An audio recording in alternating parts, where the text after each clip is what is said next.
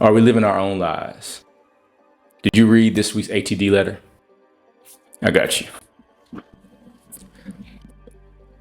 Are we living our own lives? Entrepreneurs pray more and rely on God more. If your family says it's okay to be an entrepreneur, it's okay. You ever notice the habits and rituals we practice aren't too different from our parents? You're told, go to college, get good grades, get a good job, buy a house, have some kids. Told a lot of stuff, but why? What if it doesn't align with you? I always remember, I just wanted to be free, to do what I want, when I want. Over a decade ago, I was introduced to an idea, entrepreneurship, and how God wanted everybody to be one. It shocked me. Entrepreneurs tend to pray more and rely on God more because they are often taking leaps of faith. What's up? I'm Drew, and this is the ATD Chronicles, where I unload insights from the ATD letter that goes out every week to help you engineer tools to attack the day. Does your upbringing have any influence in your life? I think that's a fair question, right? But I think you already know the answer. It definitely does. If your parents or parent or whoever raised you says something's okay, you're going to think it's okay. There's a villain quote. I listen to villain quotes almost every day.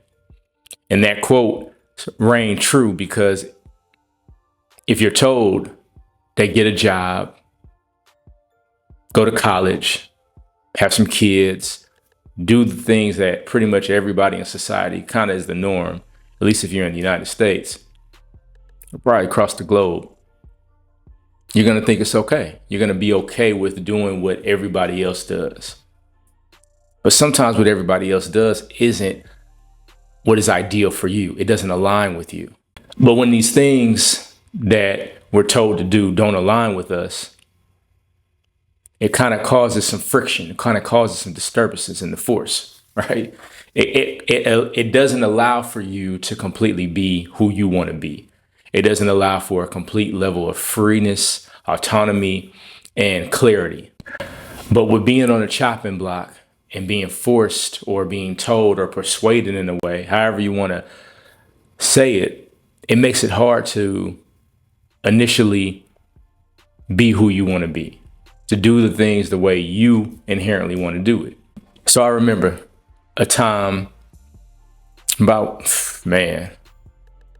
going on almost 2 decades ago when I was introduced to the idea of entrepreneurship. Now, small business owner, having a couple dry cleaners, doing certain things. I never really thought about it as entrepreneurship. I just thought about things to do. But I sat there one day, I was in church, one of the last times I physically went to church. And it was a message. And he said, God wants everybody to be entrepreneurs. Kind of shocked me. It took me back for a moment. Like, what? What? Why does God want everybody to be entrepreneurs? And the pastor went in to explain a little bit more. And basically, if you're an entrepreneur, where you get your money, your value from is initially from the work that you put in every single day. Whatever that service, whatever that product, whatever that business is. If you don't work, you don't eat. If you don't grind, you don't shine. You've heard that saying before, right? And that's initially what the pastor was saying. You put in the work. If you put in the reps, you will get the results. If you go work a job and you work, those of you that work a job, if you go to work right now, you know next week, 2 weeks from now, you're getting paid. Is your faith in the job or is your faith in God? See, when you create a business for yourself or entrepreneurship, you could say, oh, my faith is in me. But initially, every entrepreneur has been close to broke, has been broke, and cried out, God, please, I just need this to. So what do? There's no other way for you to call on him other than when you're faced with adversity. And so if it doesn't challenge you, it doesn't change you. And, you know, I got the 80-45 challenge and a couple other things that I talk about all the time. But you know that I believe that challenge changes your life. You know that. If you're never challenged, you won't change. If I'm never challenged in the gym, I never build any muscles. If I'm never challenged my thought process and writing and reading and everything I do, I never have this channel, I never have everything that I'm doing now. Challenge creates change. And so by being an entrepreneur, that those challenges change you. And then you have to rely on faith. You have to rely on faith to know that, oh, I'm about to get this money. As a realtor, I have faith strongly because plenty of times people can cut out of the deal and it could not go through. You could be at the table to sign the papers and the person could walk up and cancel the deal. No commission check for me. No house for them, but no commission check for me. You know, I could, when I was a barber, I could literally say that, oh, somebody sitting in my chair, I'm getting paid. No, not before I started having a booking app and everything.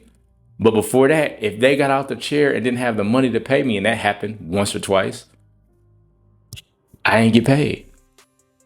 And you could say the same thing about a job. Well, it's not guaranteed, but for the most part, people that work a job, they know in 2 weeks I'm getting paid. Right? They could work one day and they know, well, they owe me that money. I worked 3 days. I'm gonna get them hours. But as an entrepreneur, as a small business owner, your days aren't promised. It's all fate. It's all faith. So that's just my thought process. And what you think about that? Those of you that are entrepreneurs, those of you that are not, you've had that experience before. And it brings me to my other topic, right? Whose vision are you living? Even down to right now, even if you're not thinking about entrepreneurship, just simply by me making this video, if you were thinking about entrepreneurship or if you weren't, now you are. So you have to understand the influences and where they're coming from. Now, those of us that, like I said, are raised in 2-parent households or raised by one parent or just everybody's raised by somebody. The point that I'm getting here is they're only teaching you from one perspective. They're only showing you one end of the spectrum. Oh, you get a job, you go to college, you get to have some kids, you get the American dream, you're sold the American dream, that is the way life is supposed to be. But like there's a different end of the spectrum as well, where you don't have to do any of that. You don't have to do any of that. I watched a video a couple of days ago about the creator of MySpace. He didn't do any of that. His whole total upbringing, grades, everything was total opposite. Sold his business for $580 million. $580 million. He didn't follow the status quo. He didn't follow the norm. But what is normal? You know, you have all these things that society tells us that's normal, but what is normal? So whose vision and what vision is that for your life? Is it yours or is your parents? Something to think about. Drop it in the comments. Whose vision are you living? Is it your vision? Is it God's vision? Is it your parents' vision? Is it society's vision? Whose vision is it? You got to sit down and go through and figure out your blueprint for your life. Right? Now, if you read the letter, I put in some actionable steps on how you can find your own blueprint. So check it down. It's in the comments down below. But find out, like, what's your blueprint? What's your vision for your life? When you find out the vision for your life, when you start unlocking your God-given talents, the world is your oyster. You can do with it what you will. Maybe you like to change oil. You can do the oil changes in your whole neighborhood. Me, I have a lot of gifts and talents, and I've tapped into all of them for the most part. I'm into fitness, sales, real estate, cutting hair, data analytics, strategy consult. I use all that to create strategies for other men. I use all that to recommend hairstyles. Like the opportunities are endless when you tap into your gifts and you go against the grain. It's not as safe. You get a closer cut, right? A cleaner finish. And it's a challenge. But if it doesn't challenge you, it doesn't change you. Y'all hear me say that all the time. You got to be challenged in order to change your life. So if you don't want to be an entrepreneur, that's fine. Work your job. Create a side hustle. But do something that taps into your talents. Go write. Go take pictures, go document birds. The sky's the limit. The opportunities are endless, and you can do whatever you want. You can do whatever you want. When you align yourself with Source, with God, with Yahweh, right? Everything becomes more clear. You get a clearer perspective and you have a better understanding of how you're going to craft and move and operate in your life. And you're able to create a blueprint. And when you create that blueprint, it allows for you to kind of have actionable steps to attain whatever it is you want to do in life. And then once you get all that taken care of, now you have the essentials of your life. You have your priorities in order. You have to have a certain level of priorities, discipline, a blueprint, essentials, a process, all of those things you need in order to live a fulfilling life, in order to get to the goals and the vision of what you want out of life. Now, understand with all of that, you're still going to face obstacles. You're still going to face challenges, but the empowerment of the vision of what you have crafted will allow you to see it through. So this was a short one. There was so much in the letter that I just kind of wanted to get everything out there for you all. So I put steps in the letter for you to craft your own blueprint, for you to create your own process, for you to have your priorities in order. I gave you a lot this week, so do the work. If you want help, I got you. I have the ATD blueprint. I have my ATD essentials. I have my Shatter Bad Habits. I have another affiliate product that's not my own, the 4-Step Warrior process, right? All of those links will be at the bottom. All those links in this week's ATD letter. If it doesn't challenge you, it doesn't change you. You got to tap into who it is that you want to be. I use God. That is the term that I use. You can say your intuition. You can say Yahweh. You can say Source. You can say whatever you want. At the end of the day, there's only one God, right? It's only one God. That's just my belief. Hope I don't lose y'all with that, but it is what it is. If you stand for something, you either stand for something or you stand for nothing and you fall for anything, right?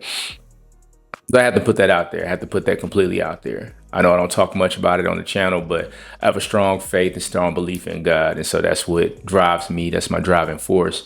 That's where all of my power, my strength, comes from. I know that I'm 100% connected to Source. And that's a whole other topic for another discussion. But I don't want to get too far off topic. But yeah, check out the letter, right? Like I said, I got the ATD blueprint, got the ATD essentials, the 4-Step Warrior process, which is my affiliate, priorities. All the links are there. Like, share, subscribe, continue to tune in. Got more topics, more things coming for y'all. The road ahead is long and hard. No place for the weak. You must be a warrior. Attack the day.